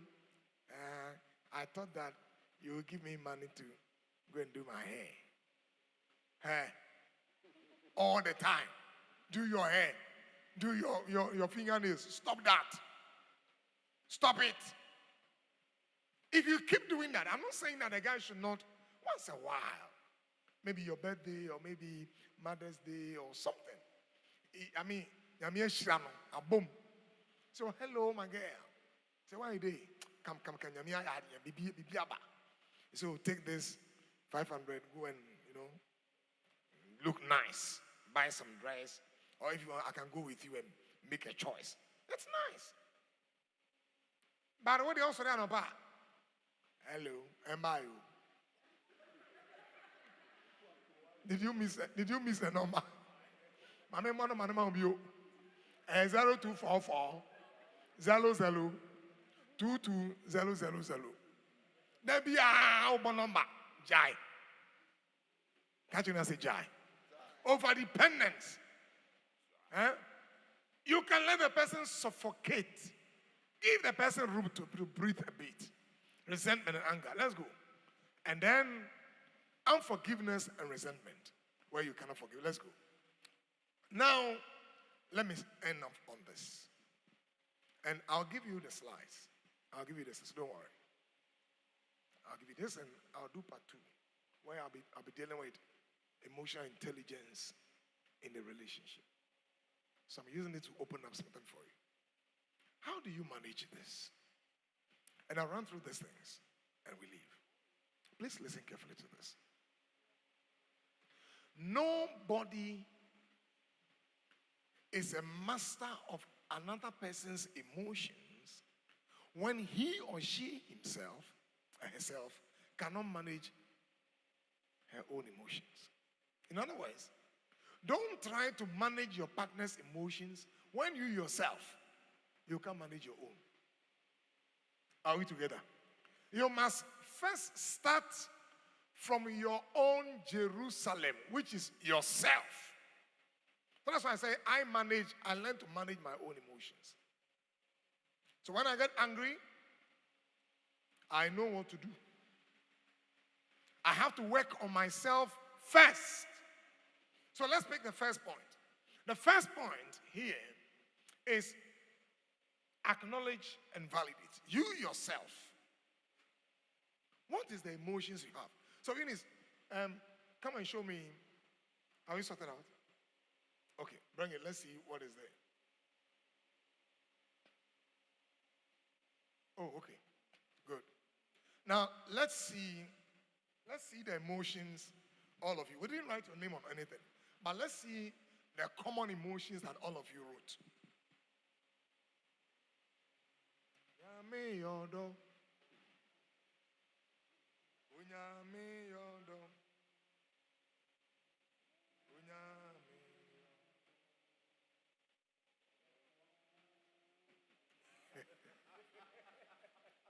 It's very interesting, eh? Now, I'd like somebody to guess. Guess what was the first emotion that 23 people indicated. What's the first emotion? It's anger and frustration. Anger and frustration. That is the first emotion. What that means is that your first enemy to your relationship is anger and frustration. And the first way of dealing with this is to first acknowledge. Acknowledge.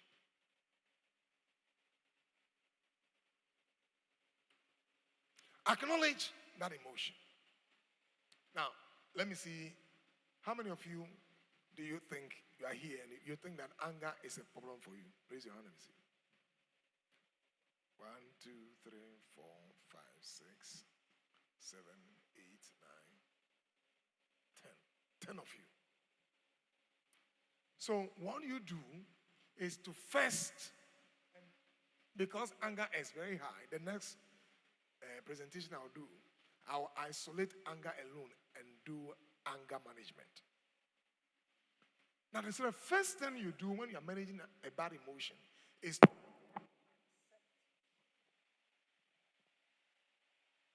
Come on, Jim. Thank you. Is to accept, validate, and know that this is the emotions I have. Now, some of us don't want that at all. We don't want to accept it. We don't want to agree that this is the emotion I have. For me, I knew it. And so quickly, I know that my anger is bad. I work on it. Don't deny the emotion that is the primary. Now, anger is a secondary emotion. When you say secondary emotion, it simply means that something triggers it. So anger comes out as a response to the thing. Are we understanding it? Okay. So first is to acknowledge and validate it. I have an anger problem. I think I have it. And there are many of you here who say that when you accept that you have a problem, then the devil will cement it for you. What kind of theology is that? Who says so? Even the Bible declares that you must accept Jesus. First, acknowledge that you are a sinner. Accept his free gift, and then you'll be saved. So who says that when you accept that I have a problem, then I have just established it? No. You have not. So the first is validate, acknowledge, recognize, and accept your own and your partner's. If it's about your partner, accept that, okay, he has this problem. And you, if you are the partner who has it, accept it. I think it's a problem. I know somebody who came and said that, what she's saying is actually not true. It's actually not true. I don't have that problem. But once they were talking, the problem came up. So before me, I saw the problem. And I said, oh, but now I have seen it. You have the problem. All right? Now, the second emotion I have here, what do you think is the second emotion? Who can guess the second emotion? Who can guess it? If you get it, I'll give you chocolate. It's fear and anxiety. Hey, girlie, you suspect who? Abasco. It's fear and anxiety. That's the second emotion. The third emotion is hurt and betrayal. And the final one is sadness and loss. Legends. Sadness and loss.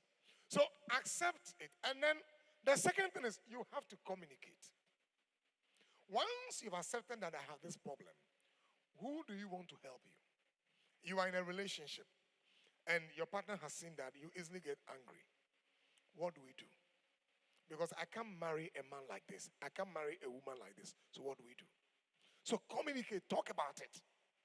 There are some of them, no, I don't want to talk about it. I don't want to.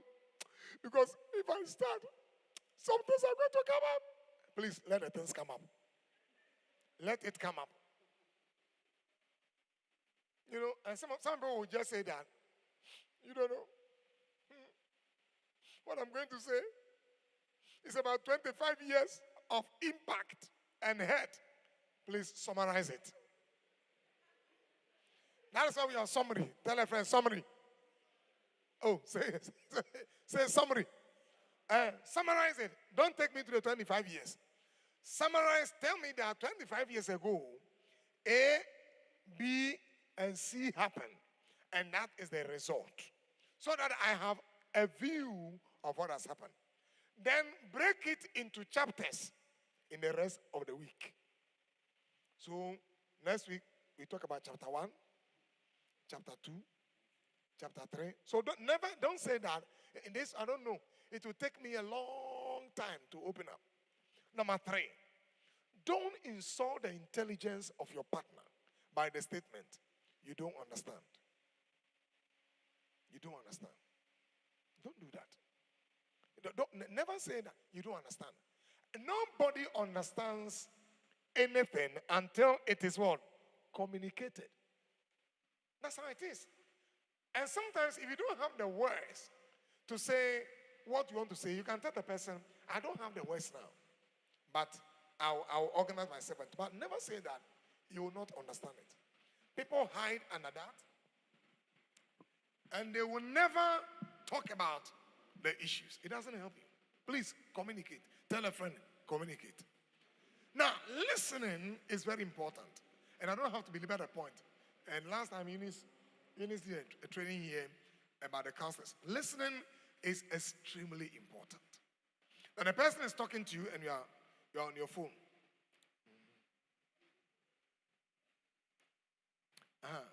Now it's them. And then following and identifying triggers. I don't know when I was here, I told you about a friend. So, our anger problem. Until you be doing commoner, who say, I didn't it's going to trigger an anger. I say, Jimmy Eba, Jimmy Eba. And that's how he has managed himself. So, straight away, Jimmy Eba meko. He will not, meko. We call it avoidance. So follow up triggers. You know. And some of you are trigger filled persons. You know that when you talk this way, the person will be angry. So follow and identify triggers. Now you know this could be a trigger. Very important. Let's go.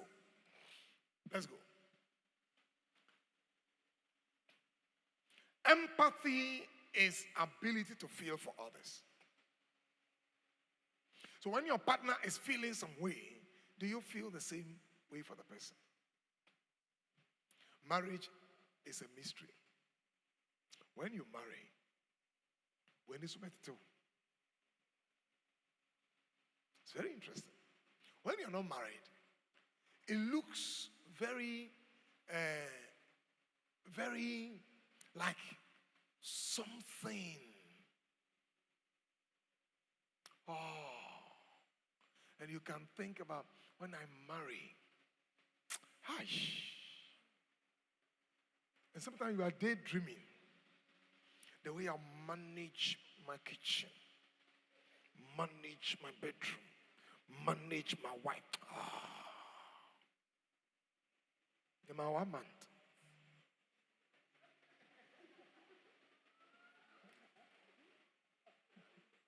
One month. And someone say 1 moon. 1 moon. Responsibility is very important. When you are angry, accept it. When you were the one who caused it, accept it. Now, some of you in relationship, it is one-way traffic. Everything you blame the lady or blame the guy. And then you quote, Baby Uncle Kapapa, can you credit? You are not serious. You are not serious. And then seek clarification. Ask questions. Try to understand why your partner has concerns. And please, when people are communicating with you, stop putting walls. Stop putting walls between you and the person. Stop it. Don't do it. Open up. You won't lose anything. The person is asking you a question, you won't respond. He says this or she says it, you won't respond. And so you stay, the both of you sit on the phone or sit each other, and then, all right. Okay. There you go. That is not a relationship. Me, I won't last a day in such a relationship. I'm very product oriented. I want to see that I'm moving to the next level. I don't want a relationship that kiss me. No. I don't want it. I don't want it at all. One day me call. And you stonewall, you block. The person is trying to talk to you. You won't respond. She speaks. You won't respond. He makes a statement. You won't respond. That is stonewalling. How do you grow the relationship? And how do you talk through your emotions? Because some of you feel like when you hold yourself together, then he will see that. Say yes. My feelings. You don't do that. Don't do that. Look, be a master of your emotions. Know when to say that, maybe I'm going too far. Okay? I'm going too far. I have to stop it. Because none of us here is an angel. Every one of us has a problem. The other important thing I want to say under this seek clarification is, don't always overblow or hyperbolize. You make your partner's problem so big. Oh, I think she has a problem. I think she has a problem. How about you? I think he has a problem. How about you? Bias.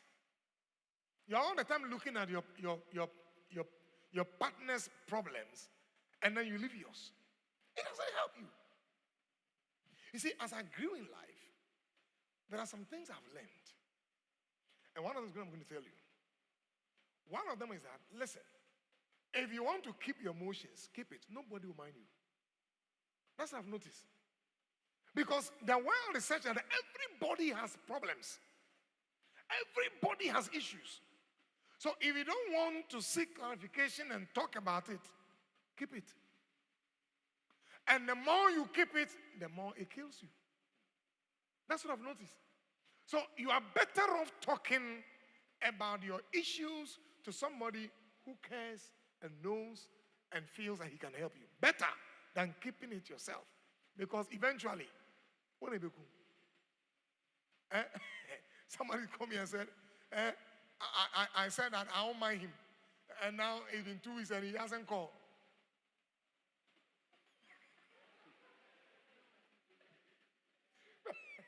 Then I say, better call her. Apparently, when she called back, the guy too is busy dealing with another emotion. So when he calls, say, you haven't called, I say, me too, I was dealing with my own challenge. So, you know, call, me too, I no call. Everybody is paralleling his career. You see?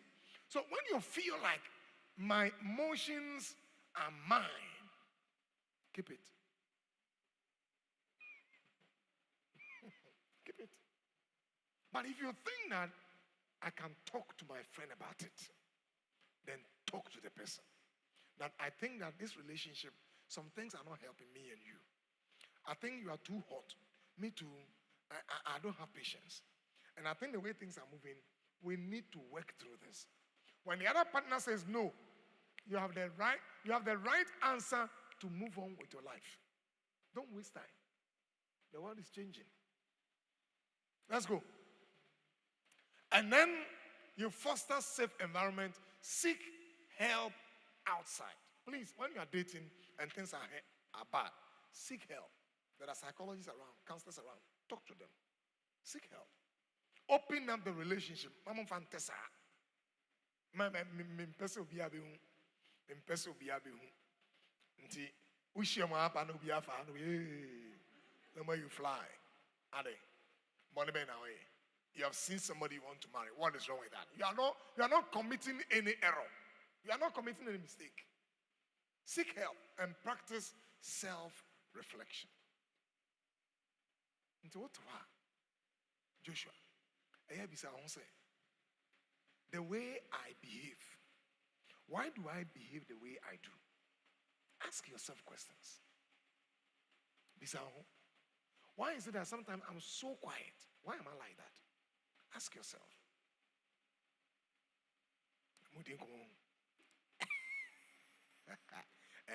You're asking her why is she like that? well, she's like that. Sometimes she's very quiet.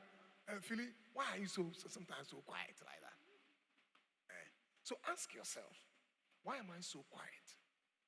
Why am I so quiet? Why is it that issues come to me so much? These days, when people hurt me, I don't overreact again. Maybe it's my age. I've seen things over and over and over. I know that people will hurt me by all means. So they hurt me. God bless them. They too, somebody will hurt them. So hurt plus hurt equals to all of us hurt. So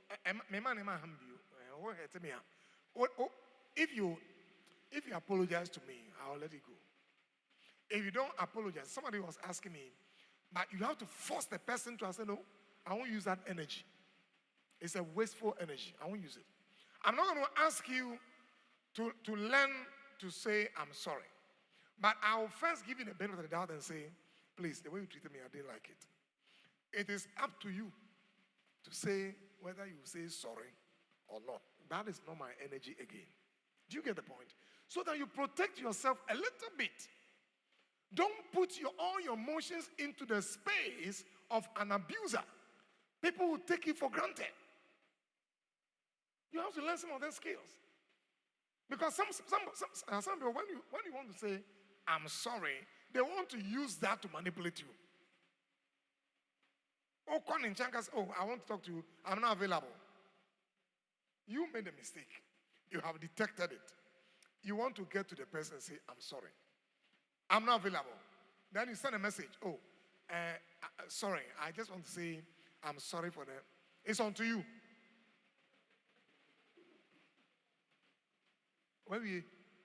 Once you have had the courage to tell the person that, oh, I'm sorry, don't go any extra mile. It's enough. If you push it, he will lock you in a space and turn the emotions against you. Tell a friend, protect yourself. So don't do that. Let me end here. Put your hands together and bless the Lord. All right? So, today, you didn't come on time. We started like 30 minutes after 5. So I like to pick 2 questions. How many of you would love us to make a time, maybe not now, in the near future, go for a like 2 days retreat? I want to see your hand. Mayu, please count for me. Raise your hand above. We'll go a retreat 2 days. We'll go like a holiday that will hit a Saturday. Then we come Sunday morning. Please raise your hand. Raise it. Count for me.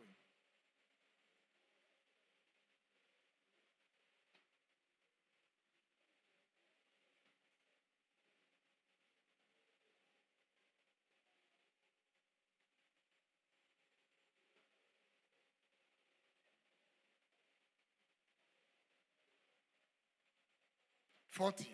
Put your hands together.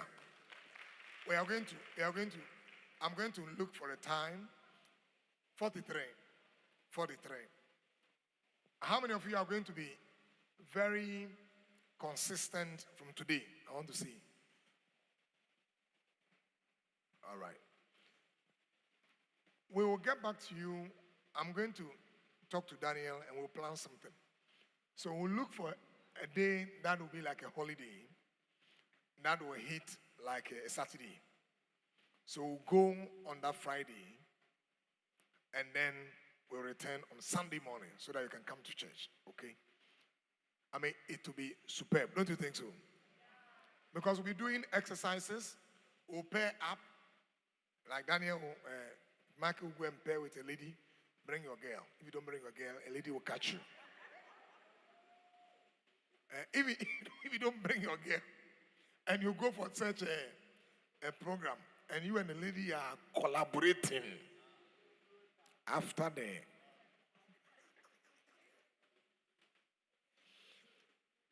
But I can tell you, this will be a mighty blessing. And I'll bring some other 2 experts to address other sections of it. When you return, you will have a relationship you have never had. I'm telling you. You will enjoy. We are going to have the next part 2 in 2 weeks. So Daniel, check 2 weeks for me from today. In 2 weeks. It'll be on. Yes. In 2 weeks will be 8th September. Yes. We're coming to do part 2 of this. I like every one of you to be healed emotionally so that you don't carry a baggage in the relationship. And once that baggage is unaddressed, not trouble.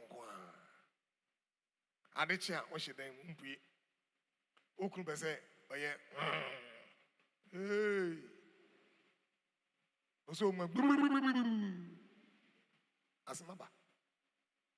We have to be free. I'm taking 2 questions. If you have a question, raise your hand quickly. We don't want to go up to 8 o'clock. By the next 5 minutes, we'll be out. Yes, quickly. Quickly. And please, we meet at 5. So try and be here at 5. I usually don't go this far. It's just a 2-hour kind of thing. Yes. Some of the times too, I'm going to roll this online, okay? And that one I'll tell you. So how many of you are not on the platform? Let me see. You are not on the... Daniel, you are not updating the platform. Look at number. Please raise your hand. Take the number right now. I'll pick it from the attendance sheet and update this evening. They have indicated their number. Yes. But some of them are already there. So, look, pass a sheet around. Those who are not on the platform, they should write their number. Bridget, help. All right. So whilst Bridget is doing that, yes, give the microphone to him. He has a question. Oh, okay. Yes, question. 2 questions, quickly. Yesu me krado fopa me reba onyi ni mu eponia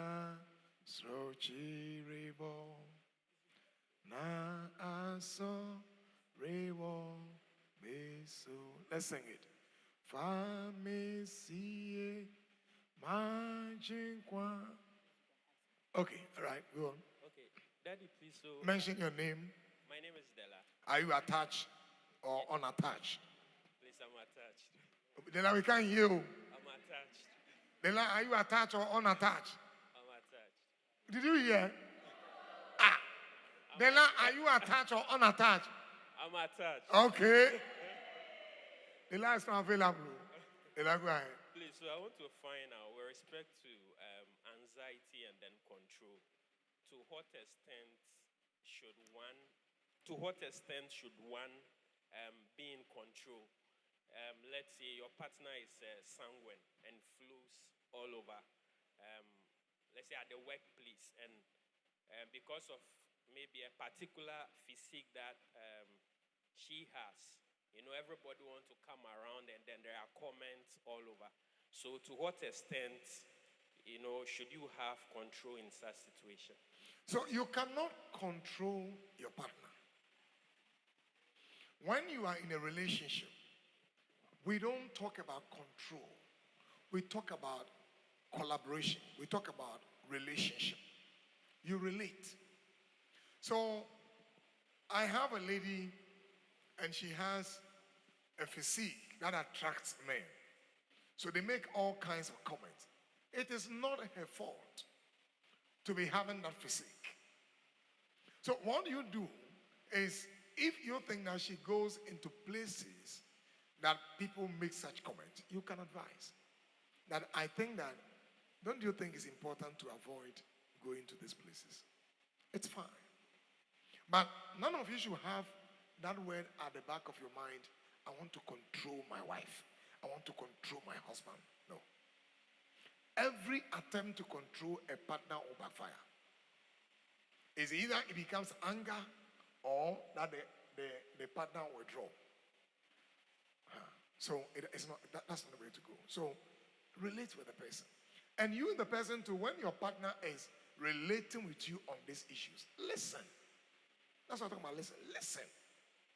You don't know everything in life. But the person has seen a few things and say, I think that when you go to these places, they make all kinds of comments.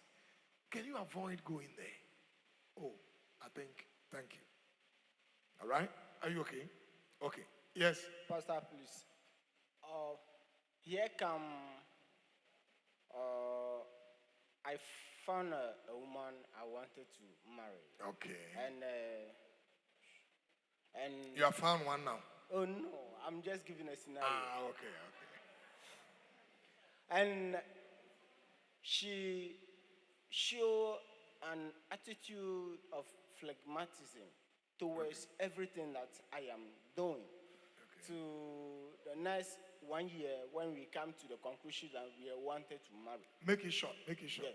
And we marry after, when I have seen that, no, she's not so much phlegmatic. The lifestyle is more than choleric. How can I manage such an attitude when there is this self reflection? Yes. No, the thing is that people cannot switch personalities just like that. Personality traits are fairly stable, behavioral, emotional, and thought patterns. They are fairly stable. So it is not possible that the person will suddenly switch. No, it may not. But if it does, that is why you went through counseling. You go back to your counselors and say, I'm seeing somebody different from the one I married. That is why we have what we call couple counseling. In fact, we're going to have marriage school level 2 for those who have married between first year and 5 years. They are also going to be starting theirs pretty soon. So that's why we do that. So that the person learns how to manage. And the one who has suddenly changed, what did she see? Or what did he see? So please always remember that somebody has married years. I have married years. So no matter what, I am experienced more than you in marriage. There are things I have seen you haven't seen. So when you come to me and say, I am seeing this, I can provide you support and say, check this, check that, and go and do it. Simple. So don't keep the things by yourself. Are you okay? All right, let's take the last one. Let's take the last one. Anybody? Are you okay? All right. Let's have the microphone here.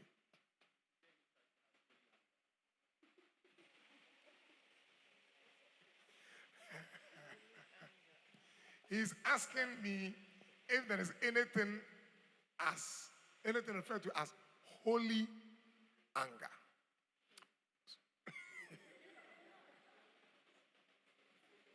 All right, so let's quickly address it. Now, God is described as a God of wrath. The Bible doesn't say that anger is bad. The Bible says, be angry, but do not sin. What it means is that anger in itself as an emotion is not bad. But intense anger can lead you into sin. All right? So anger is not bad. So if you check what I said, intense anger, that's what we call wrath, rage. So you get angry and then you are scattering the television in the room, you turn the, what do you call it? The fridge down, you are breaking plates. Now that is rage. So when we say people have anger problems, it means that it has become pathological. It has gone beyond the normal level. So you can be angry at someone, but once the Bible says you should not sin, then that anger doesn't have a problem. It's a holy anger. Do you get the point? As long as you did not sin, and to sin in your anger is to do something nasty when you were angry. But you can be angry at someone and say, stop that. I've told you this is not good. Stop it. I'm angry. Yes. And I'm asking you to stop it. I haven't gone beyond that. But stop that. Stop that. Hey, pam, pam, pam. Stop that. I'm insulting you. Then I use all kinds of foul words. I have sinned in my anger. Okay. Jesus was angry. And he got to the temple. And then he whipped them. Because the guys were selling the animals to the poor. When you come and you bring your own, they say, no, I can see that it hasn't washed the face. If you bring this one to God, God won't take it. You should have washed the face for the good. Come and buy mine. They were doing business in the temple. He said, God says that my house shall be a house of prayer, but you have turned it into a den of thieves. So he kicked them out. So sometimes you can be angry at people and let them, we call it corrective anger, let them correct some things. But as long as that anger is not to harm them, to destroy them, to let them feel less of human, you're fine. Are you okay? Yes. So be angry, but do not sin. All right. One more time. Shall we put our hands together for the Lord? I think we are done. Okay. So before we take our prayer, can we all walk forward and take our picture here? That's where we take our prayer.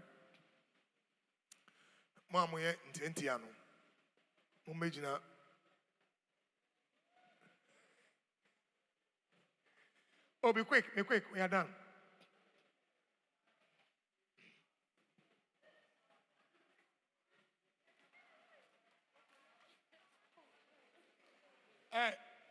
Some of you should come and push this a little bit.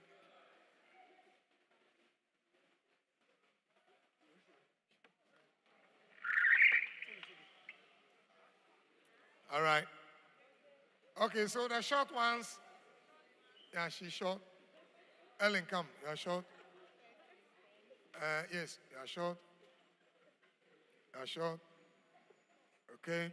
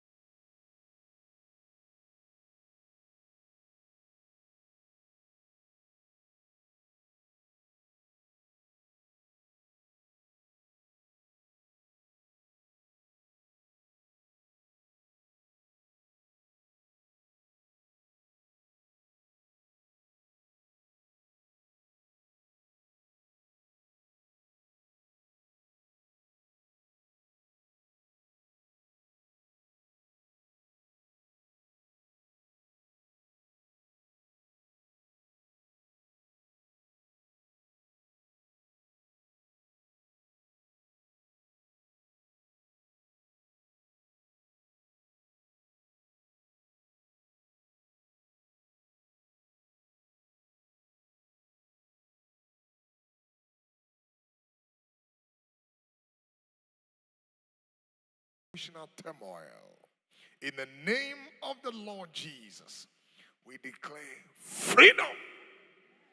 Let no one become a slave to anger and anger problems that make life difficult and relationships difficult. I pray for the spirit of wisdom, knowledge, insight, understanding, that every young woman here and every young man here who came for this meeting seriously is considering a relationship that will bring life. And so supply. And for those who have the next couple of months or a year to settle down, let their marriage go on well. Let the preparations go on well. If anybody is standing here believing you to be able to make a choice, to be able to attract a man or attract a lady and move together and plan, Lord, we ask you that they are not denied of what they are seeking to do decently. Help them. Now the Lord bless you. Grant you grace. The Lord empowers your soul with strength. May he cause his favor to shine upon you and grant you his eternal peace. Shalom, peace, and life to you all. Amen. 2 weeks on the what? On the